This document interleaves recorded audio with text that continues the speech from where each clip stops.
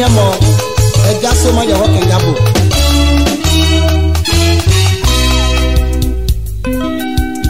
agwai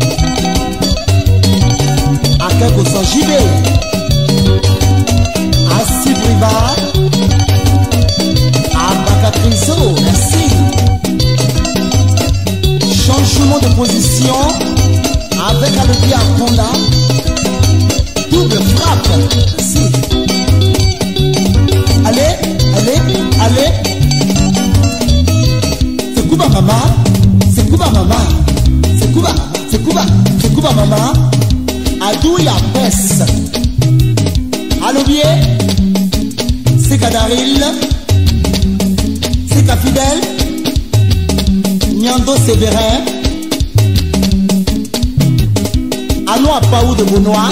Merci.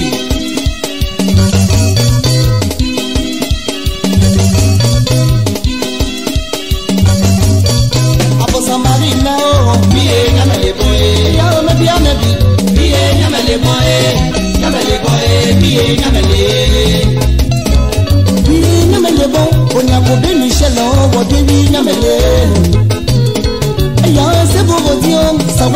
pour moi, bon que les gars, il les vies. Encore vous avez François, aïe, mes bouquets, on a vu chance à vie à Dubaï. Ça m'a aussi vu ballon, ok, vi bâtiment, au bas pour quoi il y a les vies. Ni café fort, t'as bien pas bon, fini la bouillon, mais c'est quoi à mailler capot.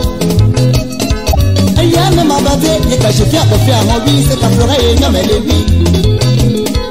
Mais là, vous y êtes, tu Michel, au bon, il y a des deux, il y a pour le. Et dans ces bus, c'est pour le bichon, aïe, il y a des naisses, c'est qu'à Thomas, il y a les vies.